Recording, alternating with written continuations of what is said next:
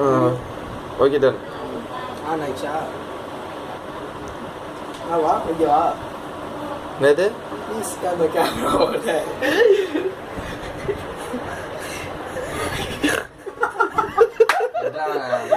சொல்லு நீ வாக்கம் போல கொடு.